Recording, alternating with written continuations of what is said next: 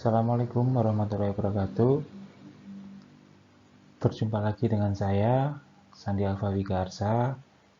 Kali ini di mata kuliah keperawatan gawat darurat kita akan membicarakan tentang basic life support ya. Basic life support, pertolongan dasar ya untuk menyelamatkan hidup. Ya, dari apa? Nah, dari apa? Ini adalah dari henti jantung ya, atau yang bisa kita sebut di sini kali ini adalah sudden cardiac arrest. Oke, kita akan membicarakan tentang ini. Mohon untuk disimak ya secara lengkap. Oke, kita mulai. Nah, untuk definisinya dulu terkait dengan cardiac arrest ya. Kalau kita dari definisinya, cardiac adalah jantung, arrest adalah istirahat jantungnya ya. Penghentian tiba-tiba aktivitas pompa jantung efektif yang mengakibatkan penghentian sirkulasi ya. Jantung itu kan kerjanya memompa darah ya, memompa darah ke seluruh tubuh. Nah, tiba-tiba berhenti, tidak lagi mau memompa gitu ya. Sudden cardiac death merupakan penyebab paling sering dari sudden natural death. Nah, artinya di sini henti jantung secara tiba-tiba, kematian dari henti jantung secara tiba-tiba ini yang menyebabkan sering terjadi di masyarakat itu, menjadi paling sering dari penyebab sudden natural death. Artinya sering yang kalian dengar di masyarakat, oh orangnya loh tadi pagi masih ikut kerja bakti tapi tiba-tiba sore meninggal, oh kena masuk angin duduk ya. Itu perlu dipahami untuk mahasiswa keperawatan khususnya, bahwa nggak ada yang namanya masuk angin duduk ya. Itu adalah karena henti jantung, pasiennya mengalami cardiac arrest. Nah, cardiac arrest ini bisa terjadi di dua tempat. Yang pertama di luar rumah sakit ataupun di dalam rumah sakit itu sendiri. Penyebabnya macam-macam ya. Cardiac arrest itu yang pertama coronary heart disease. Ini yang sangat sering terjadi ya, coronary heart disease, karena memang memiliki penyakit pembuluh darah di jantungnya. Kemudian myocardial hypertrophy, itu miokardia. Kalau kita ngomong tentang miokardia kan berarti adalah otot jantung, miokard ya, mengalami hipertrofi. Jadi kalau kita ngomong hipertrofi, yaitu adalah pembesaran. Kemudian cardiac inflammatory disease ya, ada inflamasi, infeksi pada kardiak, penyakit infeksi pada jantung. Berikutnya cardiac vascular disease, yaitu penyakit-penyakit pada pembuluh darah di jantung.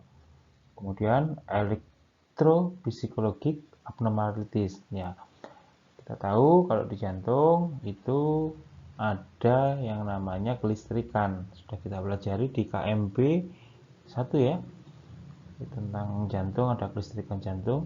Nah, ini karena masalah kelistrikan pada jantungnya. Kemudian electrolyte disturbance, jadi ada ketidakseimbangan elektrolit di tubuh kita sehingga yang menyebabkan kelistrikan di jantung ini tidak bagus, tidak seharusnya. Abnormalities metabolic status ya, karena tidak abnormal dari metabolik pada jantungnya khususnya. Kemudian sympathetic nervous system disorder, kemudian prurigmatic toxic exposure, ada racun mungkin ya. Kemudian electrocution, tension pneumothorax, trauma, drowning, pulmonary embolism. Nah, ini adalah penyebab-penyebab yang mungkin terjadi ya, yang menyebabkan adanya henti jantung. Nah, gambaran saat cardiac arrest. Nah, yang dimaksud gambaran di sini adalah gambaran EKG ya, gambaran elektrokardionya itu menunjukkan adanya ventricular fibrillation 60% sampai 80%. Ini sudah pernah kita bahas ya di mana KMB1 juga di tingkatan yang lalu kan sekalian sudah melewati KMB1, KMB2 ya. Di sini ada gambaran ventricular fibrillasis. Itu sekitar 60 sampai 80% pada pasien cardiac arrest ini. Awalnya dia ada gambaran EKG ventricular fibrillasis. Kemudian ventricular tachycardia pada kondisi sadar ataupun tidak sadar. Itu tidak ada nadi.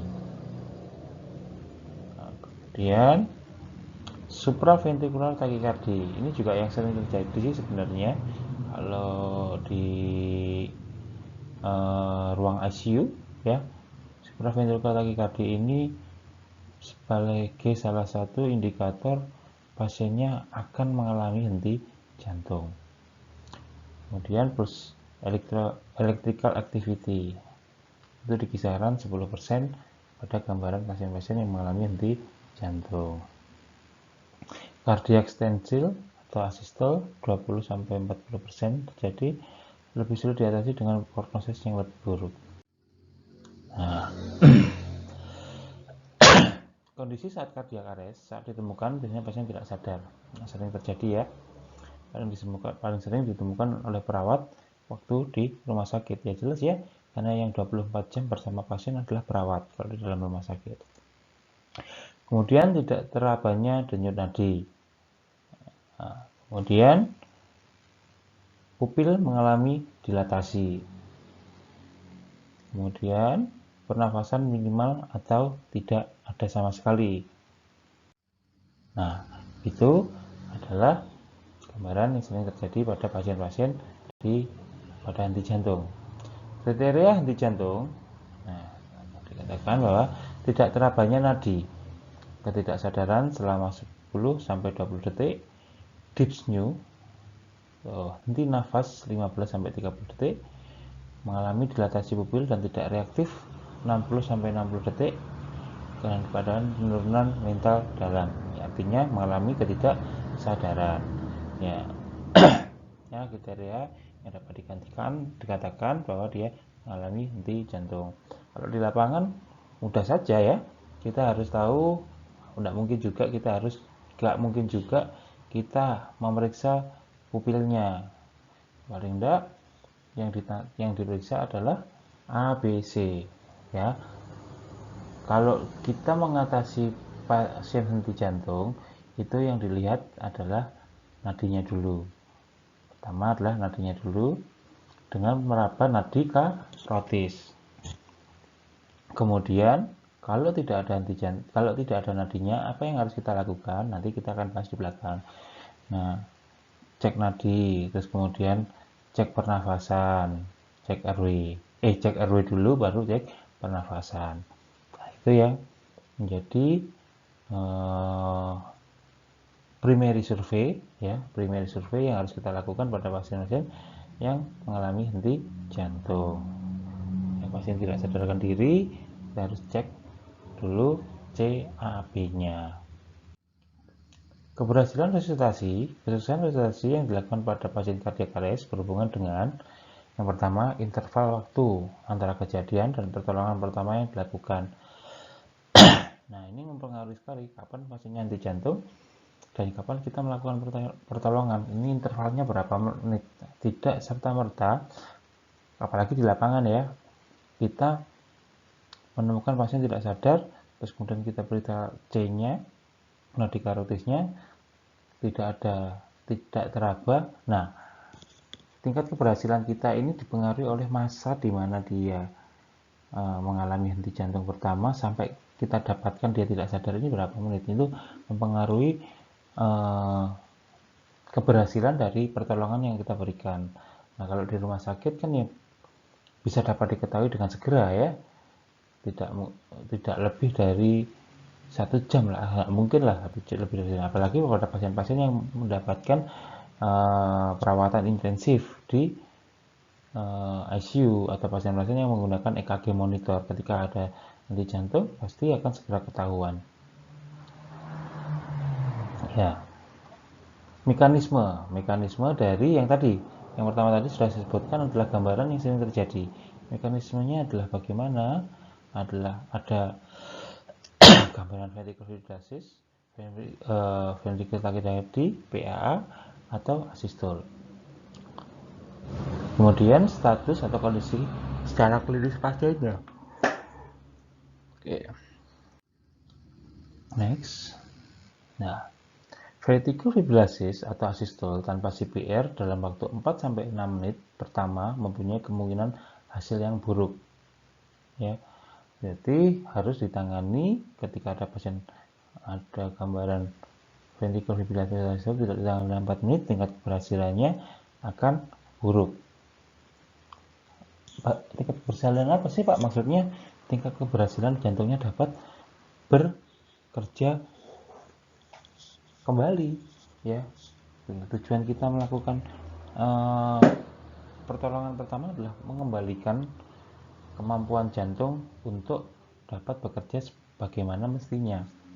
Nah, kemudian pasien tanpa dilakukan aktivitas life support dalam waktu 8 menit ini dengan kondisi gambaran apapun setelah kejadian ventricular fibrillasis atau asistol, peluang hidupnya sangat minimal ya.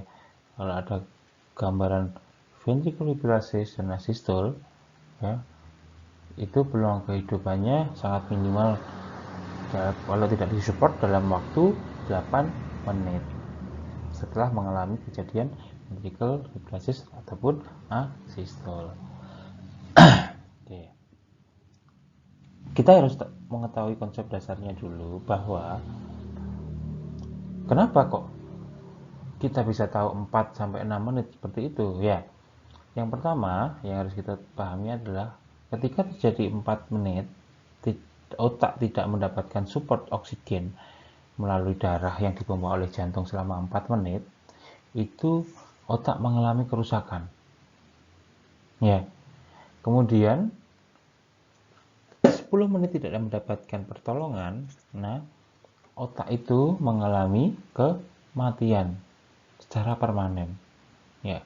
Sebagaimana yang kita ketahui bahwa sel jaringan pada otak itu tidak dapat memperbarui diri sendiri, irreversible ya. Makanya apabila tidak mendapatkan segera pertolongan, tidak ada suplai lagi darah ke otak selama 4 menit atau bahkan 10 menit, ini kemungkinan untuk hidupnya, kemungkinan untuk dapat bekerja kembali jantungnya ini sangat minimal. Nah, itu ya rasanya besok kalau di ujian soal-soal seperti ini keluar, kalian harus berusaha memberikan reasoningnya. Kenapa harus 4 menit? Apa yang terjadi bila terjadi 10 menit? Ini perlu dipahami. Oke, next. Oke. Sekarang kita sudah masuk ke dalam CPR ya, cardiac pulmonary resuscitation. Ya, tadi ada sebagai pengantar kenapa kita melakukan CPR. Itu karena ada sudden cardiac arrest. Oke. Masuk ke CPR. CPR adalah tindakan pertolongan pertama pada pasien dengan henti jantung. CPR harus sudah dilakukan kurang dari 4 menit setelah korban mengalami cardiac arrest untuk mengurangi resiko kematian sel otak. Ya, tadi yang sudah saya jelaskan bahwa sel otak itu 4 menit tidak mendapatkan oksigen, dia akan mengalami kerusakan. 10 menit dia akan mengalami kematian.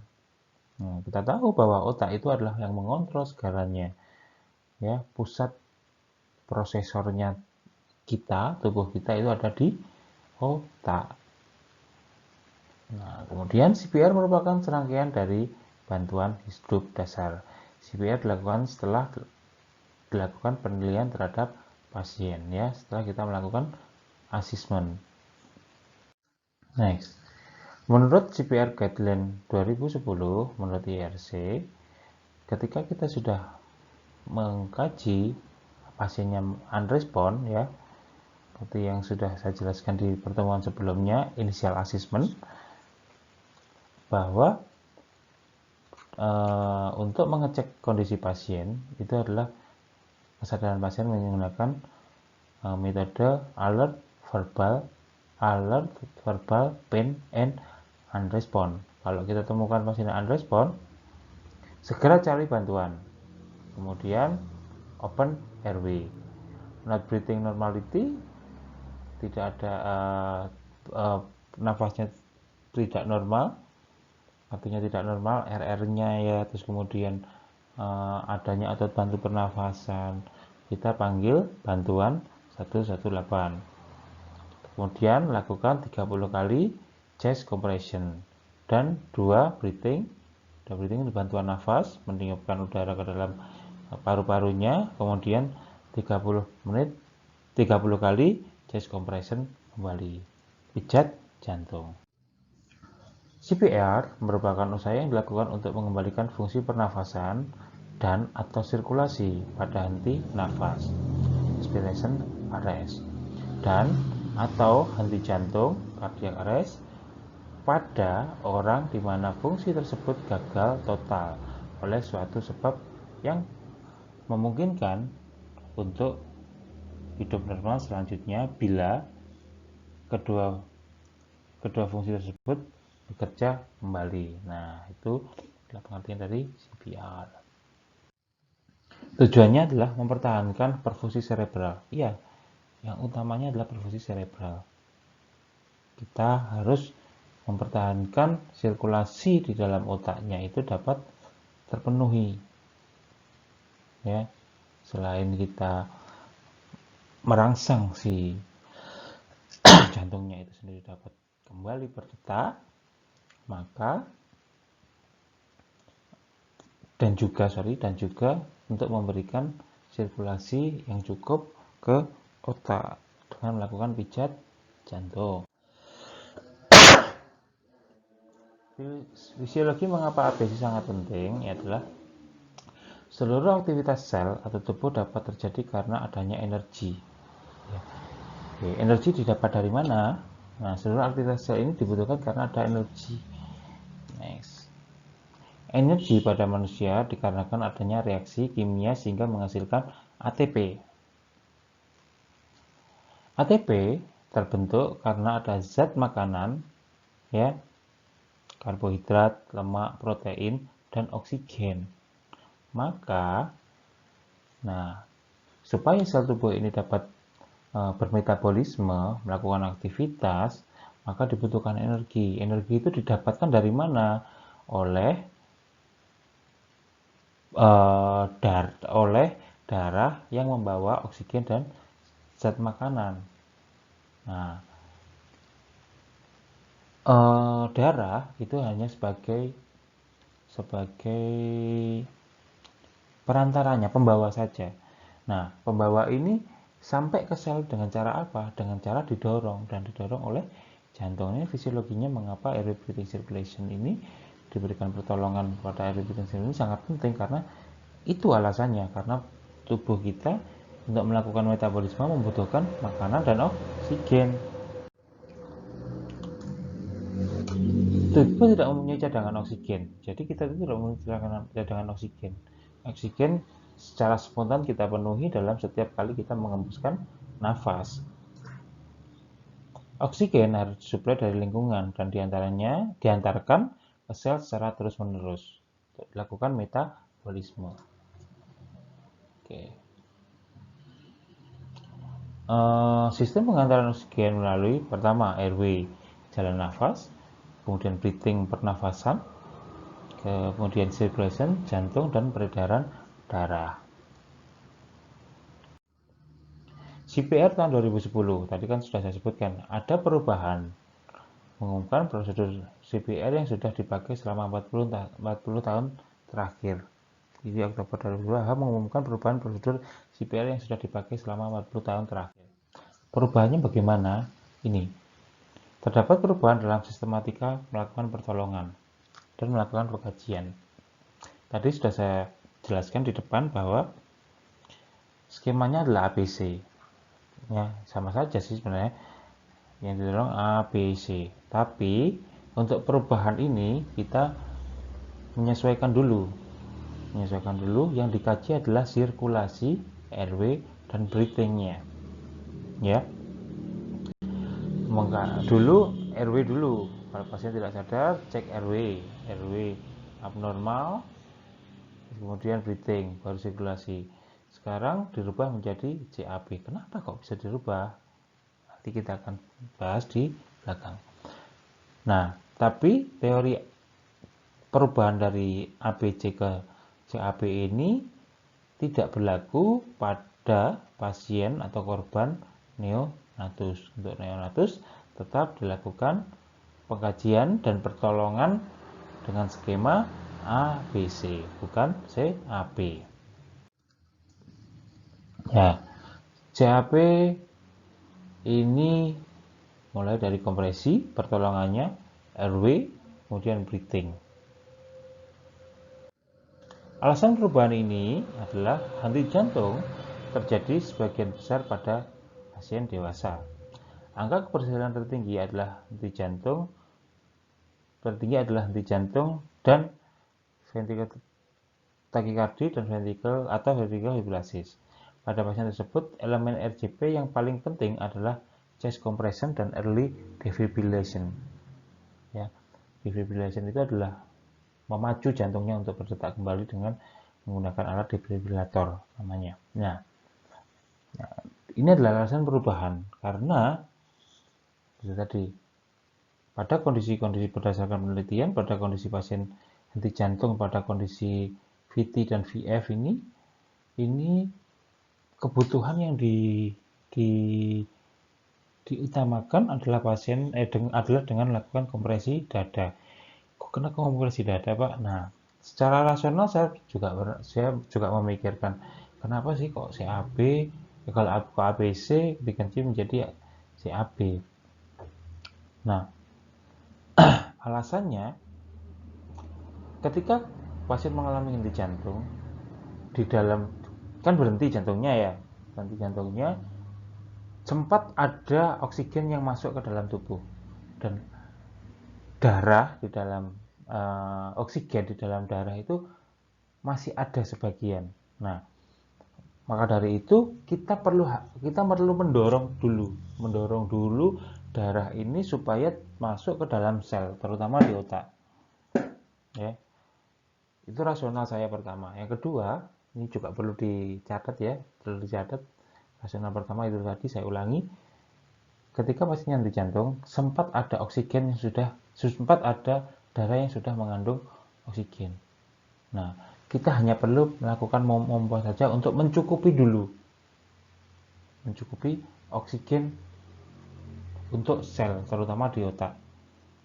Nah, kalau kita melakukan breathing dulu atau melakukan RW dulu, kita kan memasukkan oksigen, sedangkan oksigen itu kan sebenarnya sudah ada sedikit di dalam darah. Kita hanya membutuhkan untuk segera melakukan perbaikan sirkulasi.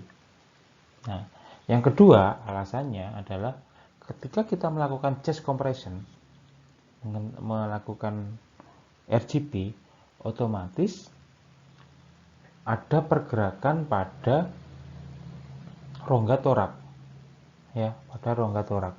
Nah, ketika kita melakukan chest compression itu harapannya oksigen itu juga ikut masuk pasiennya. Nah, ini kan ketika kita melakukan chest compression ada ekspansi di bagian toraknya. Nah, itu harapannya pasiennya juga oksigen dapat masuk ke dalam paru melalui kita melakukan tekanan pada toraknya, pada jantungnya. Nah, pada ABC seringkali chest compression tertunda, ya kan? Kalau kita menolong RW-nya DC, breathing-nya DC, sirkulasi dikerek 0, akhirnya chest compression-nya akan tertunda oleh A dan B. Karena proses RW dengan menggantikan tertunda karena proses RW. Dengan menggantikan langkah CAP, maka kompresi dada akan dilakukan lebih awal dan ventilasi hanya sedikit tertunda. Satu siklus kompresi dada, yaitu 30 kompresi dada secara ideal dilakukan sekitar 18 detik.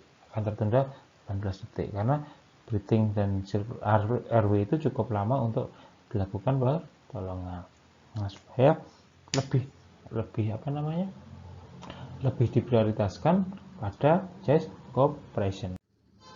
Di Amerika Utara sekitar 350.000 penderita per tahun mengalami henti jantung mendadak dan menerima resusitasi jantung baru. Angka pasti penderita jantung baru mendadak tidak diketahui secara pasti. Sekitar 25 dari angka di atas datang dalam keadaan proses ventricular arrhythmia. Jadi pulseless itu adalah sudah lemah nadinya, sudah tidak berirama, tidak beraturan. Henti jantung mendadak dengan proses ventricular arrhythmia memiliki kemungkinan tertolong lebih baik. Angka keberhasilan hidup masih minimal. Nah, rantai keberhasilan resusitasi jantung baru adalah seperti ini. Call for help. Kita menemukan pasien tidak sadarkan diri, unrespon itu tadi ya. Call for help. Jadi cari bantuan. Cari bantuan yang pertama, bantuan pada lingkungan sekitar. Kemudian setelah lingkungan sekitar, suruh lingkungan sekitar atau kita sendiri untuk memanggil bantuan yang lebih advance, menemukan rumah sakit mungkin ya. Kemudian langsung lakukan kompresi paru, kompresi dada dan paru. Kemudian gambar ini adalah melakukan defibrilasi. Itu mengejutkan jantungnya supaya mau berdetak lagi. Kemudian adalah advance penanganan lebih advance, kemudian oleh tim medis yang berkompeten, kemudian baru dilakukan monitoring sebagai pertolongan lebih advance di rumah sakit.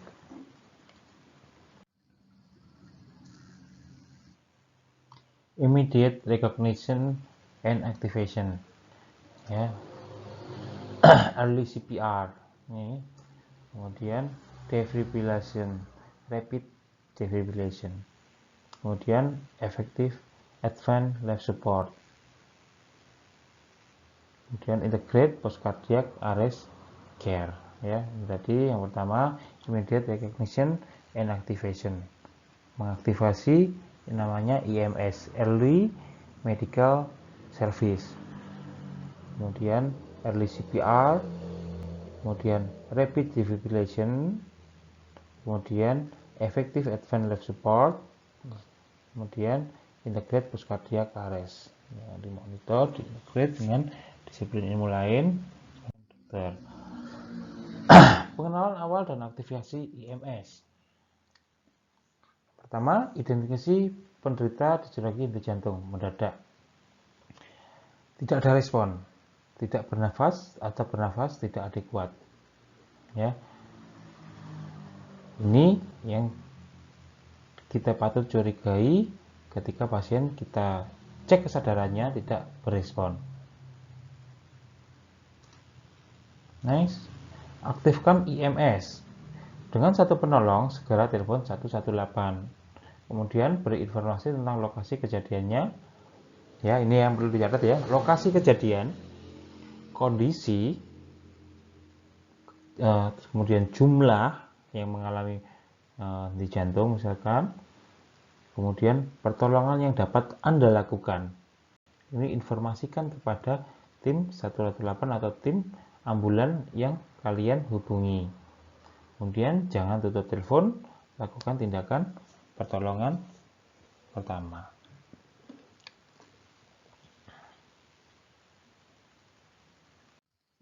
Ya, pengenalan EMS dan aktivasi EMS. Cek respon, menepuk pundak atau dada korban, berteriak, berkata keras, Pak, tepuk dada korbannya. Ya. Adakah respon, rintihan atau gerakan? Kemudian telepon 118. Pertama, caranya sebutkan namamu. Kemudian lokasinya di mana, jumlah korbannya, kemudian kondisi korban dan tindakan yang bisa dilakukan oleh Anda. Cek kesadaran. Setelah penolong memastikan tempat kejadian aman, lakukan pemeriksaan kesadaran dengan cara memanggil sambil menepuk pundak dan tanyakan apakah Anda baik-baik saja. Nah, ini ya, diruntut dari awal, menemukan pasien tidak sadarkan diri. Apa yang harus kita lakukan adalah untuk menolong pasiennya, ya kan ya, pasti ya. Kemudian yang harus dilakukan adalah memastikan lingkungan, ya. Yang pertama ini dinamakan 3A. Aman penolong, aman lingkungan, aman pasien. Aman penolong artinya ketika kalian nanti akan melakukan tindakan pertolongan, kalian tidak terancam keamanannya. Misalkan melakukan pertolongan di tengah jalan, tidak mungkin. Nanti ada kendaraan lalu lalang. Meskipun mungkin harus diamankan dulu. Kemudian aman lingkungan. Nah, aman lingkungan artinya ketika mungkin mendapatkan pasien di lokasi kebakaran, ya. Ada pasien tidak sadar, jangan lakukan di situ. Kalau kemungkinan tempat yang akan Anda gunakan untuk menolong ini tadi memungkinkan untuk terjadi rembetan dari kebakaran tersebut. Dan aman pasien. Aman pasien artinya adalah pasiennya kalau kita melakukan EDP, kita harus meletakkan pasien di tempat yang datar, ya. Kemudian sambil menepuk pundak dan tanyakan apakah Anda baik-baik saja. Jika tidak ada respon, hubungi bantuan sekitar, menghubungi bantuan sekitar dan tenaga medis. Setelah kejadian dan tenaga medis. CPR is easy as CAB. Compression, push hard and fast on the center of victim chest. Ya, pas di processus sipoideus, ya, ditajuk pedang. Caranya adalah menarik garis imajiner, kalau pada laki-laki menarik garis imajiner antara kedua puting tusuk. Ini sudah menjadi lokasi dari processus sipoideus. Lakukan chest kompresi di sana. Pasien tidak sadar, lakukan kompresi secara 30 kali. Ya, kan hitungannya gimana, Pak? 1 2 3 4 1 1 2 3 4 2 1 2 3 4 3 1 2 3 4 1 2 3 4 5 1 2 3 4 6. Nah, sudah. RW membuka RW, ya. Till the victim head back and lift the chin to open the airway, ya. Open airway, head till chin lift, ya. Head till chin lift. Jadi cara membukanya gitu. Perhatikan juga kemarin sudah kita bahas di pertolongan pertama pada pasien trauma. Kalau diduga ini adalah pasien trauma, jangan lakukan pembukaan jalan nafas dengan metode chin lift, tapi menggunakan jaw thrust. Kemudian give breathing, ya, mouth to mouth untuk diberikan breathingnya. Sirkulasi, jika nanti tidak terdapat dan membutuhkan ventilasi, berikan 10-12 kali per menit atau satu tiupan tiap 5-6 detik. Memeriksa nadi tidak boleh lebih dari 1 detik. Ini catatan, ya. Memeriksa nadi tidak boleh lebih dari 1 detik. Bila tidak terdapat harus segera lakukan CPR. Ya, jika nadi terdapat dan membutuhkan ventilasi, tambahan berikan 10-12 kali per menit atau satu tiupan. Jika nadi teraba loh, ya. jika nadi teraba. Memeriksa nadi tidak boleh lebih dari 1 detik. Bila tidak teraba, harus segera melakukan CPR.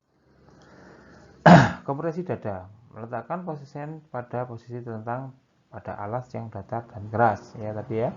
Penolong lutut sejajar dengan torak pasien. Jadi lututnya ini rapat ya. Lututnya rapat. Katakanlah ini adalah lututnya rapat pas di samping toraknya, pertengahan bagian bawah.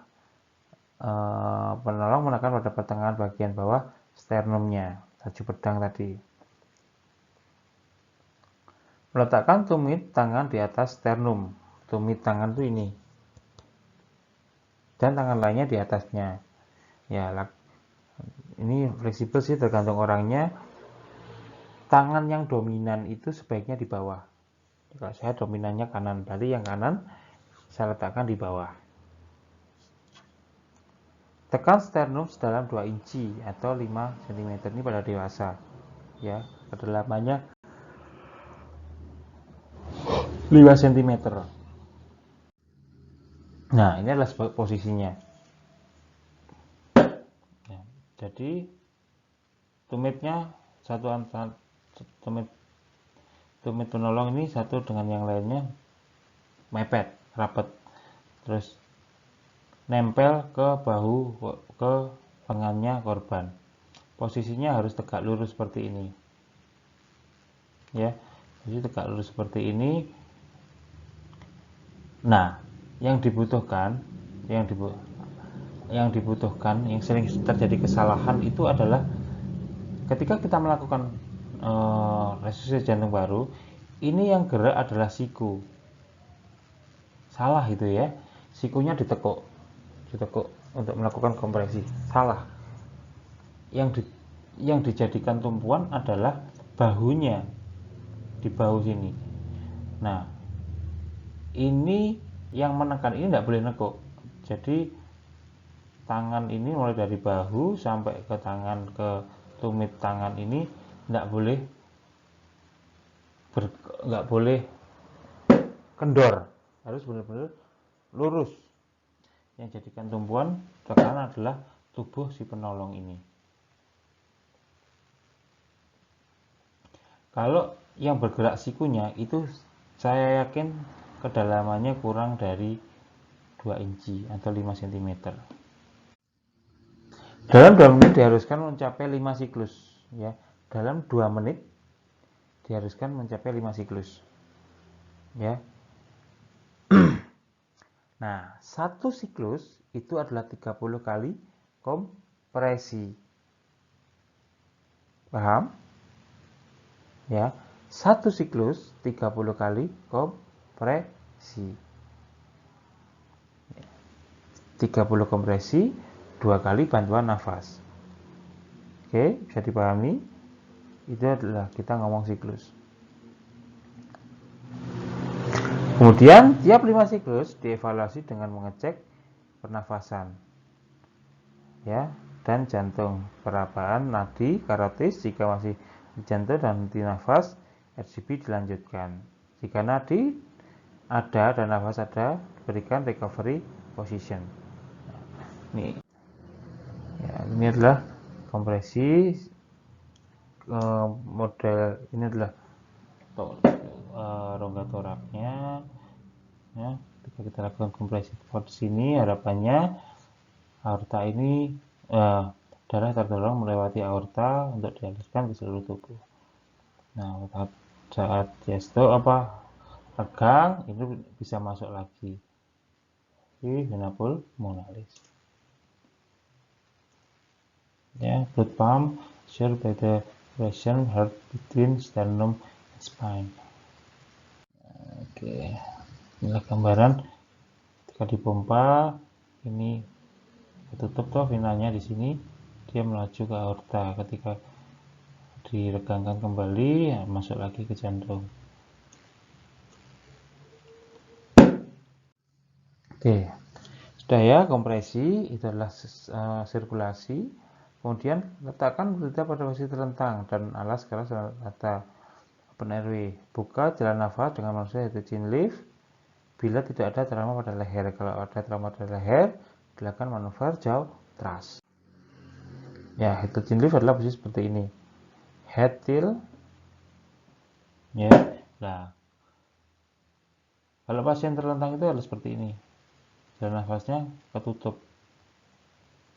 Nah, head to chin lift adalah headnya ditarik ke belakang, tilnya, chinnya ditil, chinnya ditil, ya, chinnya diangkat. Ini diharapkan ini jalan nafasnya terbuka. Nah, ini adalah posisi jaw thrust. Tidak banyak memanipulasi bagian cervical, ya. Dia hanya di stabilisasi rahangnya, kemudian dibuka jauhnya, jauhnya didorong ke bawah.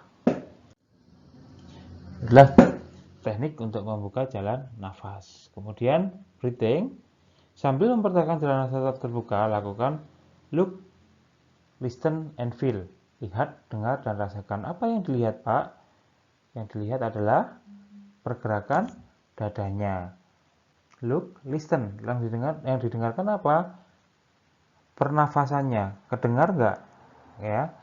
Feel, rasakan. Sambil mendengarkan, rasakan adakah hembusan nafas yang menerpa pipi. Ya, jadi kalau head to chin lift kita nggak praktek, nggak ketemu, sulit juga ya. Ya, dibuka jalan nafasnya, kita dengarkan sambil kita rasakan hembusan nafasnya, sambil kita lihat pergerakan datanya. Look, listen, and feel. Bila terdengar snoring atau mengorok, maka ada dugaan lidah jatuh ke belakang, menutupi jalan nafas. Gargling itu ada cairan. Cairan apa, Pak? Bisa darah atau sekret yang masuk ke jalan nafas. Kemudian apabila terdengar stridor, crowing, obstruksi parsial pada faring atau laring. Ya, obstruksi parsial, obstruksi sebagian pada laring atau faring. Look, lah ini posisinya ya. Look, listen, and feel dengan jaw thrust, head to chin lift. Look, ini yang dilihat adalah pergerakan dadanya. Listen, hembusan nafasnya, dan dirasakan di pipi, feel-nya.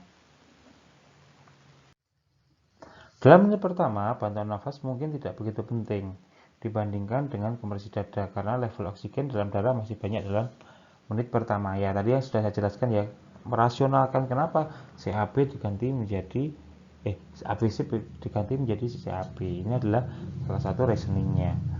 Ventilasi dan kompresi sangat penting untuk menderita cardiac arrest yang lebih lama. Lakukan 2 rescue breathing setelah 30 kali kompresi dada. Kecepatan temponya kurang lebih 100 kali per menit.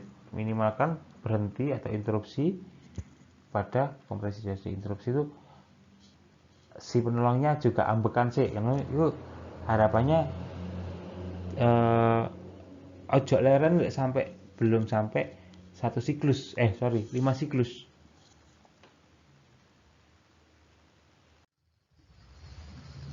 Kemudian lakukan ventilasi 2 kali, setiap kali selesai melakukan 30 kali pijat jantung dada. Pocket mask versus back valve mask ini biasa yang kita gunakan untuk jadi pocket mask, easy to use and easily available. And we valve can give O2 up to 50%. Kalau back valve masih lebih gambar, sudah ada backnya, tidak perlu kita meniup. Nah, itu lebih banyak oksigen yang dapat kita masukkan. Nah, ini back. Ya. Kalau sudah, tadi adalah kita memberikan posisi recovery. Ini adalah posisi harus kita melakukan recovery. Pasiennya miring ke sebelah kanan. Ke kiri. Ya. Nah, posisikan tangannya, pasiennya. Kapan ini dilakukan, Pak? Kalau pasiennya sudah ada apa? Sudah ada nafasnya, sudah ada sirkulasinya, nadinya sudah teraba lagi. Posisi recovery, ya. Tangan kiri, ini tangan kirinya, seperti ini posisinya. Terus tangan kanannya dijadikan bantal. Ini, kemudian dimiringkan seperti ini. Sikunya lututnya ditekuk sebelah kanan, kemudian diposisikan seperti ini pada hasil akhirnya.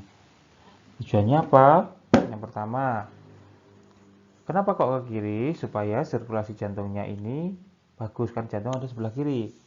Yang kedua, supaya tidak terjadi aspirasi.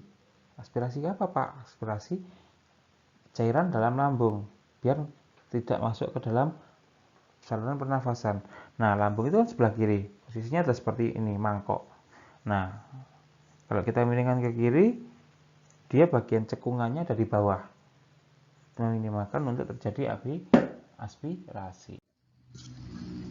RGB dihentikan jika, ya ini perlu penting juga, jantung sudah tidak berdetak, ditandai adanya jantung sudah kembali berdetak, ditandai dengan adanya nadi dan nafas sudah spontan. Mengecek nadi dan pernafasan dengan cara mengecek nadi dan pernafasan, penolong sudah kelelahan. Kalau lelah boleh dihentikan. Pasien dinyatakan tidak mempunyai harapan lagi atau meninggal. Kemudian kalau bantuan sudah datang baru bisa dihentikan. Ini adalah kriteria kapan RGP ini dihentikan. Komplikasi RGP adalah yang pertama fraktur iga, karena kita memanipulasi kan ya rongga toraknya. Fraktur iga dan sternum. Komplikasi ini bisa terjadi apabila posisi kita melakukan RGP ini salah, nggak pas.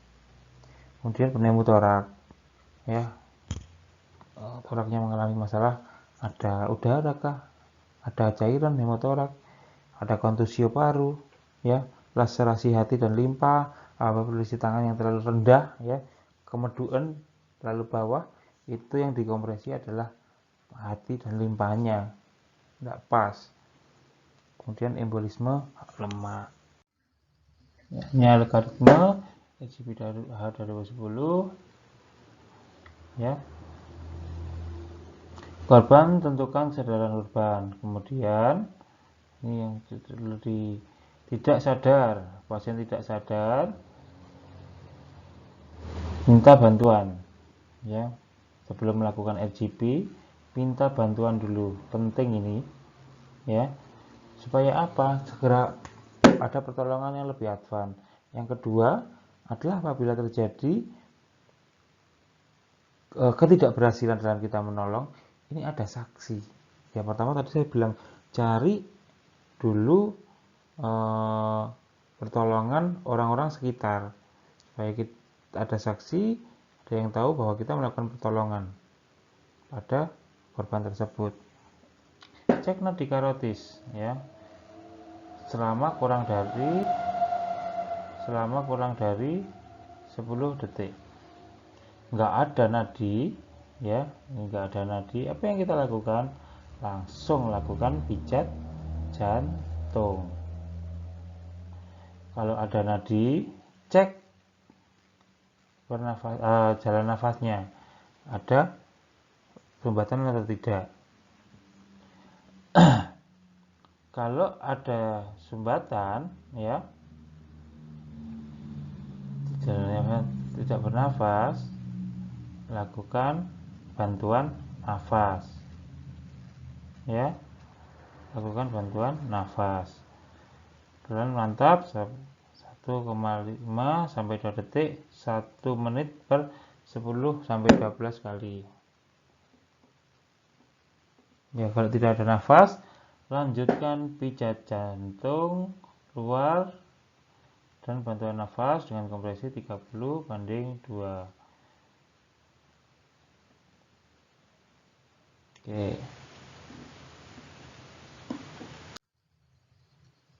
Itu adalah pada dewasa. Secara umum adalah kondisi pada dewasa.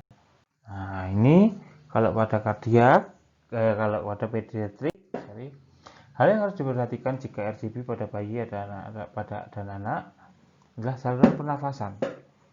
Hati-hatilah dalam memegang bayi sehingga Anda tidak mendongakkan bayi dengan berlebihan. Leher bayi masih terlalu lunak sehingga dongakan yang keras justru bisa menutup saluran pernafasan. Pernafasan pada bayi yang tidak bernafas, jangan mencoba menjepit hidungnya. Tutup mulut dan hidungnya dengan mulut Anda. Jadi kalau memberikan bantuan nafas tidak hanya mulut saja, tapi mulut dan hidung harus dua-duanya tercover untuk diberikan bantuan nafas. Kan dengan perlahan 1 hingga 1,5 detik per nafas dengan menggunakan volume yang cukup untuk membuat dadanya mengembang saja. Ya, sambil dilirik, dadanya. Kalau sudah mengembang berarti sudah cukup, karena kapasitas paru bayi beda dengan kapasitas paru kita orang dewasa ya. Pada anak kecil, nah ini bedanya. Kalau pada anak kecil, jepit hidungnya, tutup mulutnya dan berikan hembusan seperti pada bayi. Peredaran darah atau sirkulasi pada bayi untuk menentukan ada atau tidak nadinya adalah dengan meraba bagian dalam dari lengan atas, bagian tengah antara siku dan bahu ya. Jadi di sini ada nadi apa? Ayo. Nadi brachialis. Periksa denyut pada anak kecil sama dengan orang dewasa. Kalau bayi di brachialis, kalau dewasa dan anak-anak di karotis.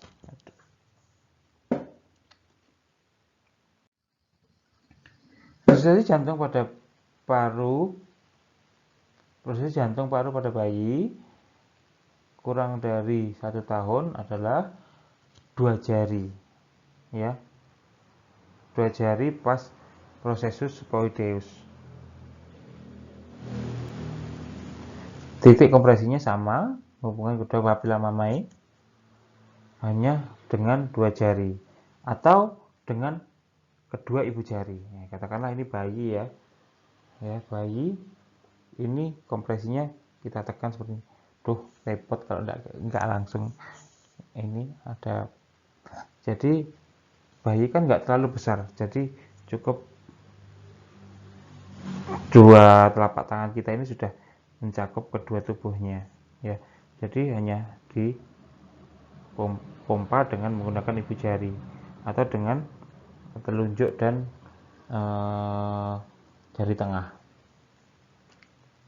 bahkan 3 jari juga bisa. Kompresi ritmik 5 pijatan per 3 detik atau kurang lebih 100 kali per menit. Rasionya kalau pada dewasa tadi kan 30:2, tapi kalau pada bayi 15:2. Setelah 3 siklus pijatan, evaluasi. Kalau pada dewasa berapa? 5 siklus. Perlu diingat ya, ini pasti saya keluarkan di ujian ya. Yang beda apa antara dewasa dan bayi? Kalau bayi itu tidak menggunakan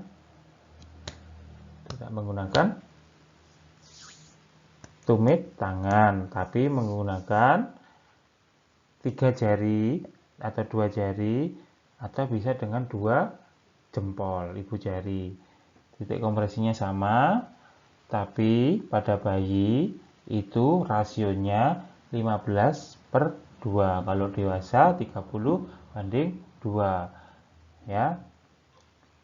Evaluasinya kalau pada bayi adalah setelah 3 siklus, kalau pada dewasa setelah 5 siklus ya. Ini kalau pada bayi jangan terlalu mendongak ke atas karena bisa malah menutup. Nah, terlalu tinggi. Low and feel, mouth to mouth untuk hidung dan mulutnya itu tercover.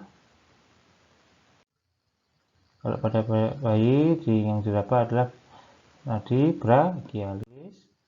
Nah, ini adalah jantung pada bayi menggunakan 2 jari atau 3 jari. Nah, use the finger to counter just 30/2, kedalamannya 1,5 inci. Till head, lift chin, and give to rescue breath. Return to conventional breathing going, cycles of the function and rescue breath. Continue CPR. Nah, kalau pada anak satu telapak tangan, ya. Kalau pada anak satu telapak tangan, boleh mana saja, kanan atau kiri yang lebih dominan pada penolongnya. Titik kompresi pada satu jari di atas prosesus spheroides. Jadi papilla mamae tarik dulu, itu satu jari di atasnya, titik tekannya. Ya, kompresi ritmik 5 pijatan per 3 detik atau kurang 100 kali per menit. Terlebih kurang 100 kali per menit. Rasio pijatnya sama kayak dewasa 30/2, akan tetapi evaluasinya 3 siklus. Ya, seperti ya. Ada yang sama dengan dewasa, ada yang sama dengan bayi kalau pada anak. CPR forceps, torcil, satu jari, satu tangan, sorry. Kalau pada anak, hidungnya ditutup melalui mulut saja dan berikan recovery position. Itu ya. Nah, bantuan BHD atau basic life support berikutnya adalah sumbatan jalan nafas. Apa yang dilakukan kalau ada airway-nya dan jalan nafasnya, Pak? Ada crowing tadi, Pak. Ada sumbatan parsial, Pak. Ya, sumbatan nafas parsial atau sumbatan nafas total. Tanda umum sumbatan jalan nafas adalah pasiennya biru, ya. Pasiennya biru, sulit bernafas, memegangi bagian lehernya. Kalau pada dewasa kita lakukan Helmich manuver, ya, ini namanya. Nah, ini kalau pasiennya sadar, bisa didudukkan Helmich manuver. Dari belakang kita mengepalkan kedua tangan kita, tangan kanan memegang pergelangan tangan kiri. Nah, tangan kiri dihentakkan ke belakang dan ke atas. Penolongnya dari belakang, ya, penolongnya dari belakang. Ini penolongnya, ya. Ini boleh mana saja, tangan kanan, ya, tangan kanan mengepal, tangan kiri memegang pergelangan tangan kanan, itu dihentakkan ke belakang dan ke atas. Kalau pasiennya tidak sadar, ini adalah menggunakan Helmich manuver pada pasien tidak sadar, ya, menekan pada prosesus spheroides ke atas dan ke dalam. Kalau sudah kelihatan, dilakukan yang namanya finger swab atau manuver finger. Pasien tidak sadar mengeluarkan benda asing. Kalau pada pasien sadar, Helmich manuver pada pasien sadar tadi, menarik ke belakang dan ke atas tadi, diharapkan bisa memuntahkan, mengeluarkan sumbatan jalan nafasnya. Kalau pada ibu hamil, tidak pada prosesus, tapi pada chestnya langsung, ya, chest thrust pada ibu hamil. Pada anak, ya, ini ada yang namanya back blow. Back blow 5 kali chest thrust, ya. Back blow, chest thrust sama saja kalau pada anak. Nah, selanjutnya adalah ACLS. Kita memberikan bantuan yang lebih advance untuk setelah pasiennya kembali pulih. Oke. Semoga kalian mendengarkan sampai selesai ini. Waktunya cukup lama, 1 jam untuk mendengarkan. Terima kasih untuk anak-anak yang tidak tertidur ya selama kuliah 1 jam ini. Saya akhiri pertemuan pada kali ini. Semoga dapat masuk. Nanti kita bisa diskusi lebih lanjut di forum diskusi melalui WhatsApp ataupun Telegram. Wassalamualaikum warahmatullahi wabarakatuh.